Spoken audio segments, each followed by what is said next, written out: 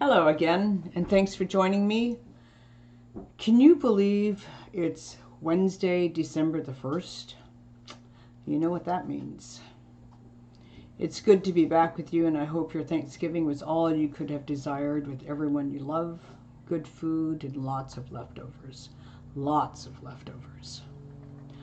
I've been thinking for some time about tackling this topic of beta readers. And I've been reluctant to talk about this. Sorry. Okay, so Ace just... Go ahead, I'm sorry. Yeah. Okay. Okay, I've lost my place. All right. So I've been thinking for some time about tackling the topic of beta readers, and I've been reluctant to talk about this. It's another landmark for me, a place where I feel totally vulnerable again. So that's my inside stuff.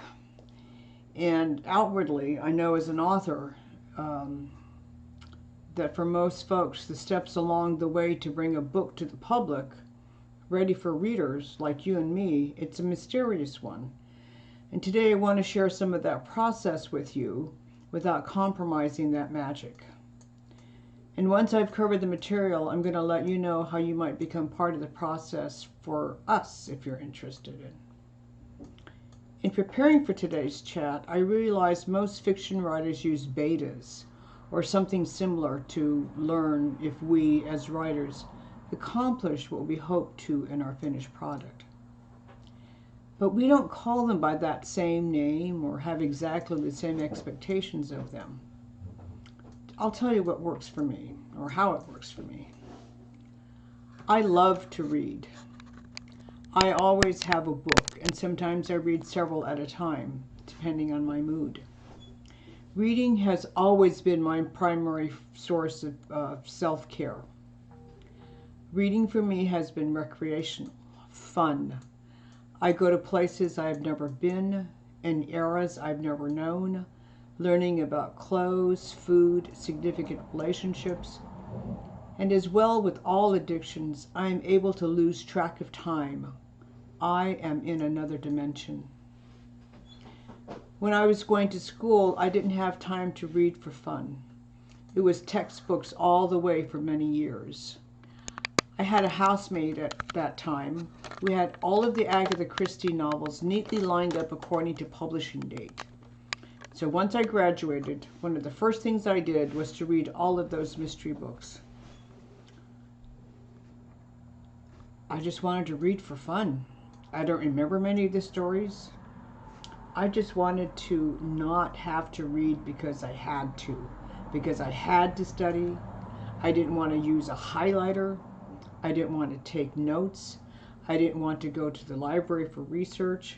And I certainly didn't want to add to my growing pile of notepads. When I read, I often pause to look something up in Google.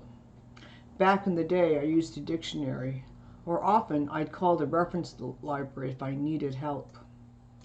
Just yesterday, when I was reading Troubled Blood, a character drove up in a Dacia Duster. I have no idea what kind of car that is. I pictured a sort of small sedan. Not. It's a compact crossover SUV produced and marked jointly by the French Renault company and a Romanian subsidiary, Dacia.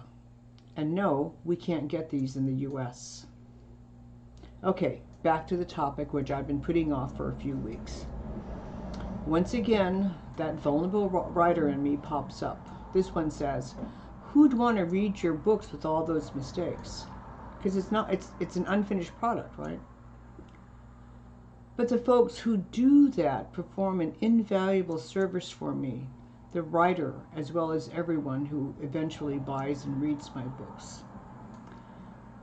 So the topic is beta readers, what they are and what they are not. What is a beta reader? The simple answer is this. Beta readers review the finished manuscript before they're published, giving the author, c'est moi, feedback from the reader's point of view. Who can be beta readers?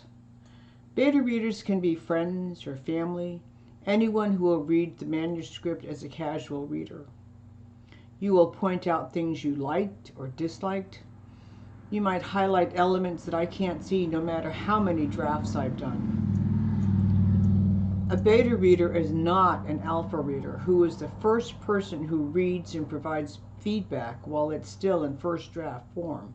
That would be AC's role, or one of his many roles.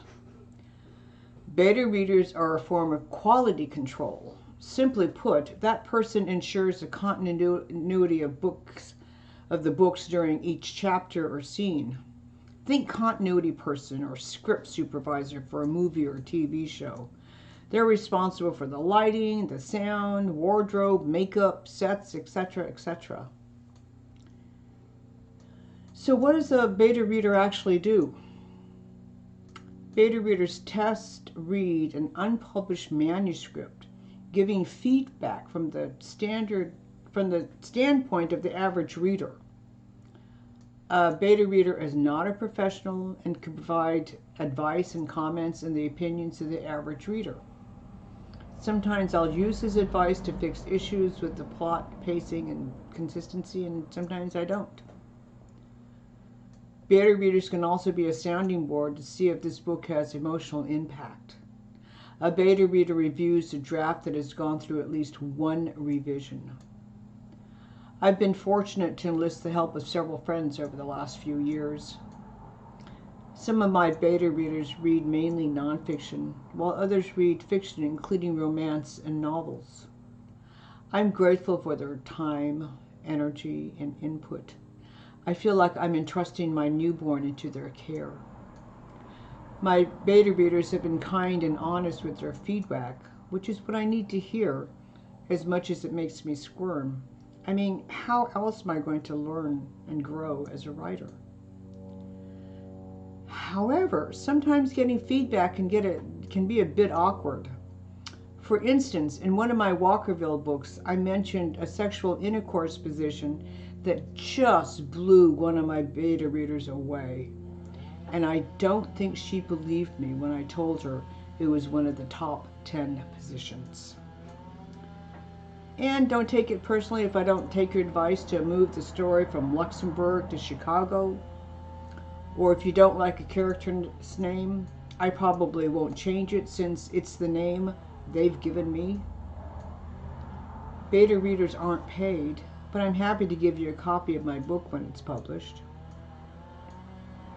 So with all this, if you're interested in becoming a beta reader or want to explore more with me about this topic, please contact me and we can have a Zoom chat. Take a look in the description below and you'll find specific information on how to contact me or AC.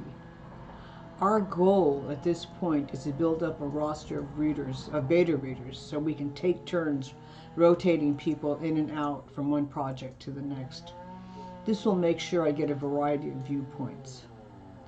And as always, if you know someone you think would enjoy these chats, please share my YouTube link with them.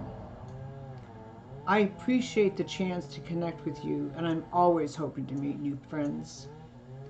And of course, new readers are always welcome as well. There's a link to my Amazon page down below this video.